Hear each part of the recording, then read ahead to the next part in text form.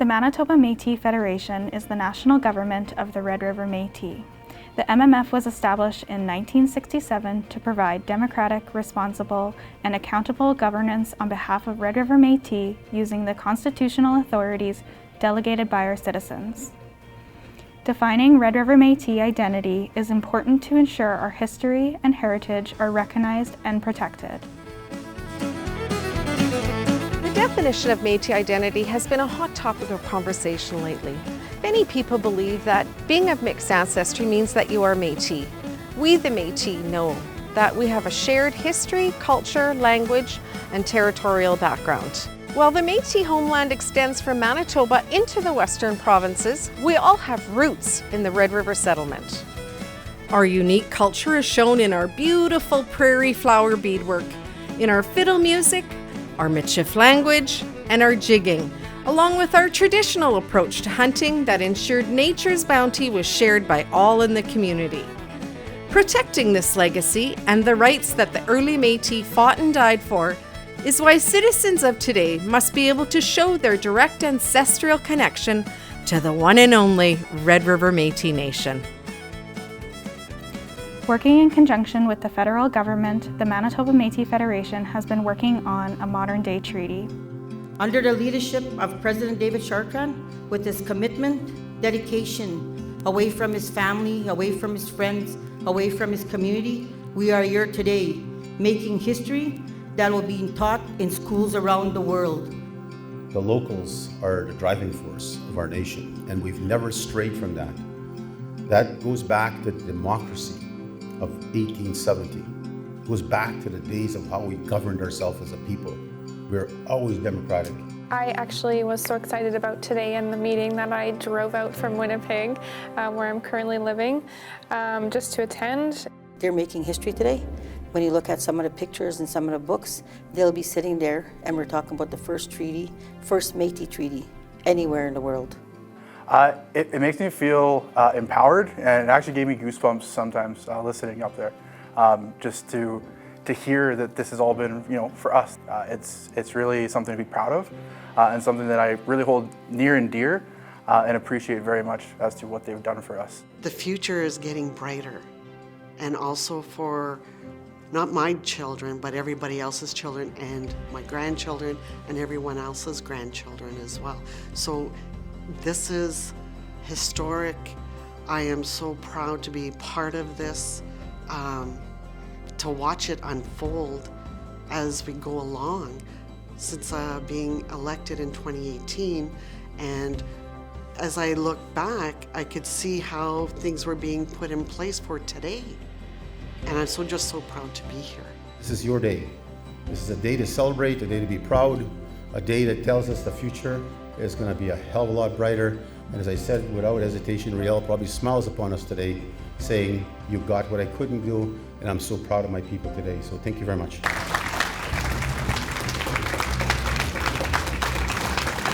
On your mark. Get set. Question is called. All in favor.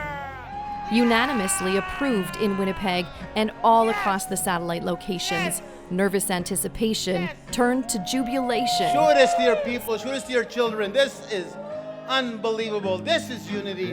This is the nation. And this is who they'd have to fight with if they want to mess with us. So again, be proud. This is your day, your kids' day, your children's day. This is the future for them. And I can't say enough. This cabinet is proud. This cabinet will do our job next. And we'll get this in Parliament and get it done.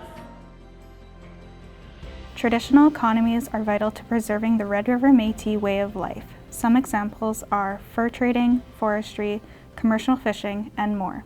It's been a traditional economy for the Métis, for the Red River Métis here in Manitoba and beyond the borders for a very long time. I've recently purchased a commercial fishing license, so I commercial fish.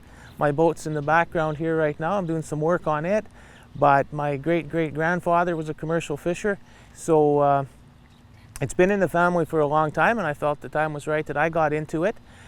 Just from that being out on the water and being close with nature and seeing how things work, just the connection that you have, it's invaluable. if we don't help the land and the nature, it could really do damage to another species. For example, commercial fisheries, which is a big important commodity for us. And we, as I said, clean deep in the rivers and in the creeks, deep down in a northern forests and where the rivers and creeks go and they flow into our main lakes. People don't see that. They just see the lake. They see a beautiful blue lake and they say, wow, the water is nice and this lake is, but what they're not seeing deep in a forest is that you see thousands of fish floating in these areas where they go to spawn and the beaver traps them in. And then eventually the water is not moving. If water doesn't move, it has no oxygen and fish will die. And we've seen thousands, we have evidence of pictures on that because we've been doing it for 15, 20 years. Winnipegosis is kind of the hub. We're right at the south end of Lake Winnipegosis itself. Lake Winnipegosis runs, I think there's about a 1,100 kilometer shoreline around the whole entire lake. But it's a very important area just because of the economy that used to be here. We used to have a lot of logging. This whole river itself used to be lined with fish plants. There was different fish buyers at the times. So it's kind of an area where the Métis settled, and there's a lot of roots in this area, and there's a lot of culture in this area. There's a lot of history. Fur trading is still an active part of the Red River Métis economy. Oh, it means lots. Like me and my brothers, we used to take our grandkids out, take them out trapping, out hunting, passing down stuff to them. So I might have a granddaughter that might want to look into trapping, but it's hard to say. When we started saying to ourselves, we need to revive the fur industry, we set aside $1 million in our government, in our cabinet, said let's start it over. Let's see if we can do it, because right now the North American fur that's being sold outside and sold to the particular company, sold in different parts of the world, there's no revenue. Like you're getting next to nothing for a muskrat, next to nothing for a beaver. And yet the amount of work to go out and get it, capture it, and all of it is phenomenal. And so people quit doing it. And so if the parents quit doing it, the grandparents quit doing it, well, the younger generation is sure as hell not going to follow behind now. There's no one teaching them the importance not only of helping to make revenue, but at the same time helping nature. So the young gentleman that came here in the Paul year to buy sell his fur to the Red River Métis Fur Company, he's 12 years old. He set aside hockey. He said, tell with hockey, tell with all this stuff. I want to be a trapper. That's who I am. That's who my family is. That's who my parents are, my grandparents. So it just enlightens me that there are people still out there that really believe in part of our culture, part of their role to help nature, part of their role to keep a balance of nature. And definitely the animals need that support. They need that balance. Because if nature takes care of itself, it's vicious. It'll be a sickness on them or some kind of, which then affects us. And so at the end of the day, it's important to see these young kids saying, I want to go back to the trap line like my grandpa did, like my dad did, or else my mom, my grandma. I want to be out there too. And for him to come proud as a 12-year-old, as a trapper, bringing his martens and fox, makes me very proud. In September 2012, the MMF and the province of Manitoba entered into an agreement that recognizes Métis rights to harvest for natural resources for food and domestic use in a defined area of Manitoba. We come to a place today where we recognize the rights of Métis people to harvest wildlife, fish, domestic lumber, all of those things that allow people to have a sustainable life in this province. And I want to pay tribute and testament to the leadership of your people to get us to where we are today. It's been an arduous journey through the courts, and as we've gone through that journey, we've looked for a way to build on that spirit of reconciliation, which is so important to the future of the peoples of Manitoba and to the future of this country. We must protect for the next generation. For they say, what is a victory if we have nothing to be successful or brag about that we won if there's no more animals left? If we do not start protecting the very aspect of the seasons of our hunting and our harvesting, and take during spawning times or take during times of calving, if we decide not to respect nature as nature has served us well, then there will be nothing for the next generation to celebrate, and we can never strip them of that right and take that away from our children. The Métis laws of the harvest are in place to remind our Red River Métis harvesters of the importance of conservation and that it is our duty as Red River Métis harvesters to listen to our elders, the science, and our educators, and most importantly, the land and waters that provide us with these resources.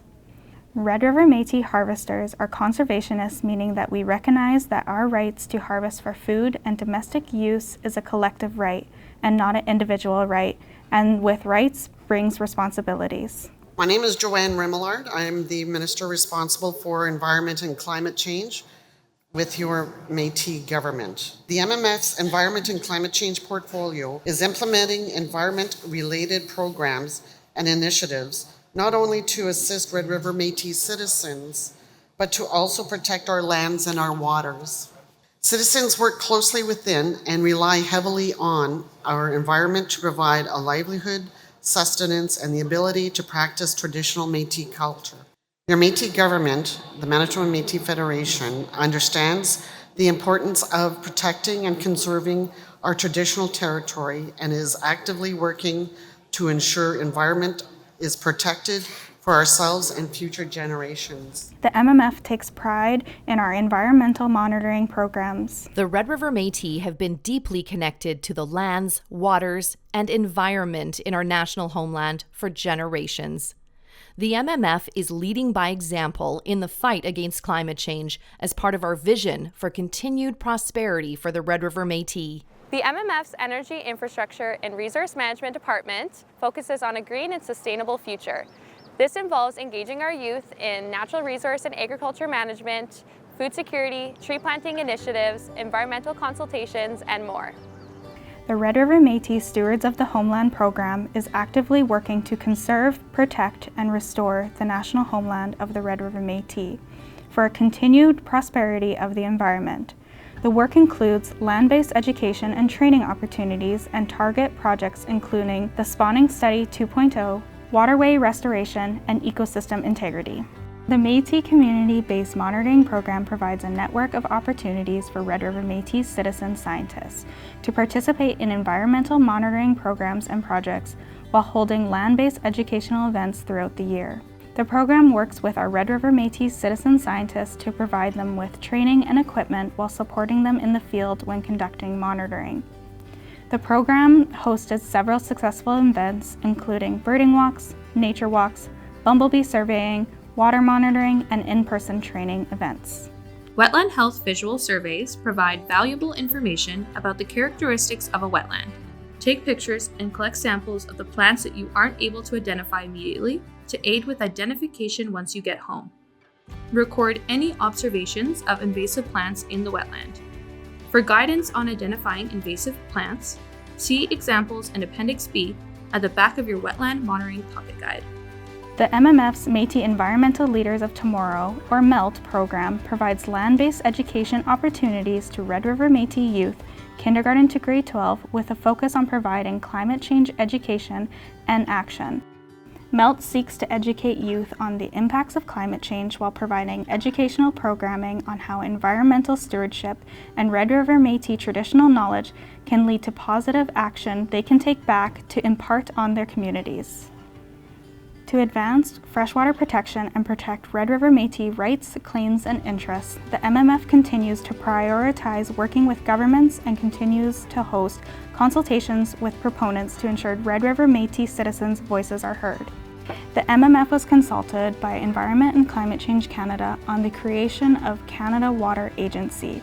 This integrated approach to water management will involve the provinces, territories, Indigenous communities, local authorities, scientists, and others to find the best ways to keep our water safe, clean, and well managed. It is important for all levels of governments and proponents to appropriately engage and consult the Manitoba Métis Federation through the Resolution 8 process. This is just a snippet of the ways the Manitoba Métis Federation is emphasizing the interconnectedness of water with biodiversity, shared environments, and sustainable practices, but as well as involving citizens throughout the initiatives for a local involvement.